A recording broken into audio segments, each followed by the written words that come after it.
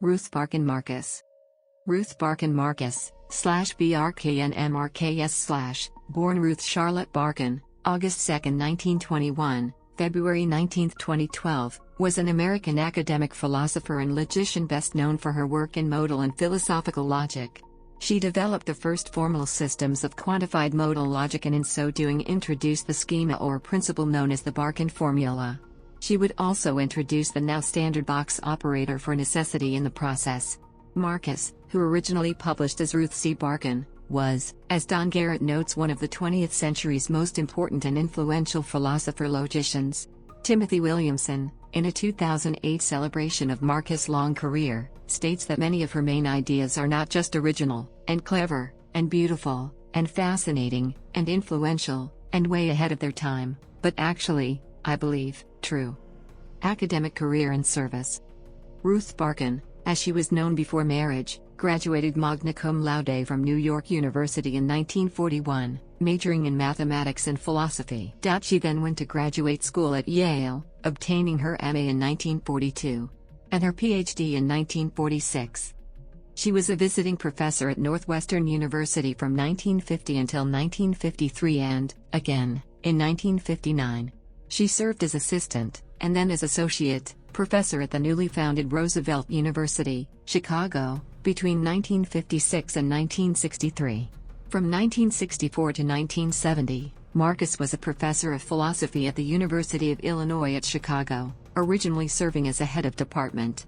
She was professor of philosophy at Northwestern University from 1970 until 1973 when she was appointed as the Reuben Post Halleck Professor of Philosophy at Yale University until retiring, as a professor emerita, in 1992. She would continue to teach, during winter semesters, at the University of California, Irvine until 1997. Amongst other professional offices held during her career, she served as chair of the Board of Officers for the American Philosophical Association, 1976-83, and as president of both the Association for Symbolic Logic, 1983-86, and then of the International Institute of Philosophie, 1989-92. Philosophy. Quantified modal logic. The widely discussed Barcan formula is introduced as an axiom in QML. In her earliest published work, The Publication of the First Axiomatic Study of Modal Logic with Quantifiers, Marcus published under her maiden name Ruth C. Barcan. It features these three articles: A Functional Calculus of First Order Based on Strict Implication, Journal of Symbolic Logic, JSL, 1946, The Deduction Theorem in a Functional Calculus of First Order Based on Strict Implication, JSL, 1946, and The Identity of Individuals in a Strict Functional Calculus of Second Order, JSL, 1947. The first systems of quantified modal logic, which extended some propositional modal systems of Clarence Irving Lewis to first and second order, the papers of 1946 and 1947, were a major accomplishment in the development of 20th century logic. Lewis gives Marcus special recognition in his Notes on the Logic of Intention, originally printed in Structure, Method, and Meaning, Essays in Honor of Henry M. Scheffer, New York, 1951. Here Lewis recognizes Barcan Marcus as the first logician to extend propositional logic as a higher-order intentional logic. Direct reference. Marcus proposed the view in the philosophy of language according to which proper names are what Marcus termed mirror tags, modalities and intentional languages, Synthese, 1961, and elsewhere. According to her tag theory of names, a direct reference theory, these tags are used to refer to an object, which is the bearer of the name. The meaning of the name is regarded as exhausted by this referential function. This view contrasts, for example, with Bertrand Russell's description theory of proper names as well as John Searle's cluster description theory of names which prevailed at the time. This view of proper names, presented in 1962 with Willard Van Orman Quine as commentator, has been identified by Quentin Smith with the theory of reference given in Saul Kripke's Naming and Necessity.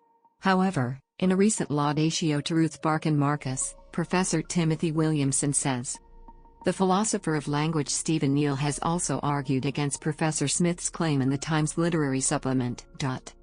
Necessity of identity. Marcus formally proved the necessity of identity in 1946 and informally argued for it in 1961, thereafter thus rejecting the possibility of contingent identity.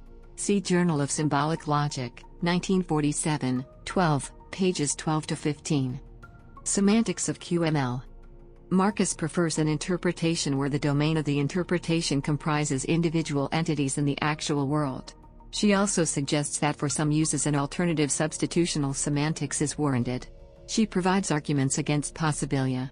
See Dispensing with Possibilia, Proceedings of the American Philosophical Association, 1975-76, Possibilia and Possible Worlds, Grazer Philosophische Studien, 1985-86.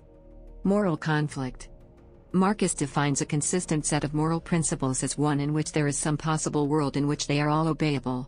That they may conflict in the actual world is not a mark of inconsistency. As in the case of necessity of identity, there was a resistance to this interpretation of moral conflict. Her argument counts against a widely received view that systems of moral rules are inevitably inconsistent.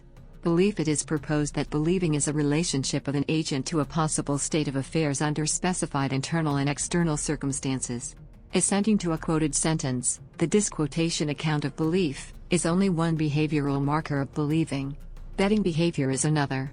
The wholly language-centered account of belief, for example Davidson, is rejected.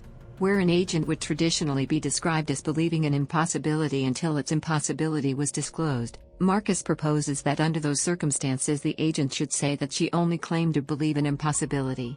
In much the same way, when a mathematician discovers that one of his conjectures is false, and since if it is mathematically false it is impossible, he would say he only claimed that the conjecture was true. Odd as this proposal is, it is analogous to the widely accepted principle about knowing. If we claim to know P, and P turns out false, we do not say we used to know it, we say we were mistaken in so claiming. Essentialism. Aristotelian essentialism is concerned with properties which Marcus defines in the context of a modal framework. One proposal is that a property is essential if something has it. Not everything has it. If something has it, then it has it necessarily, and it is not wholly individuating, for example a natural kind property. It is otherwise claimed by Quine and others that modal logic or semantics is committed to essentialist truths. Marcus argues informally that there are interpretations of some modal systems in which all essentialist claims are false. Terence Parsons later formally proved this result. Substitutional quantification. An alternative to Tarskian, modal theoretic, semantics is proposed for some uses where the truth conditions for quantified formulae are given purely in terms of truth with no appeal to domains of interpretation. Later called by others truth-value semantics, she shows that the claim that such a semantics leads to contradictions is false. Such a semantics may be of interest for mathematics C.G. Hartree field, or for fictional discourse. Objectual quantification is required for interpretation of identity and other metaphysical categories. Works.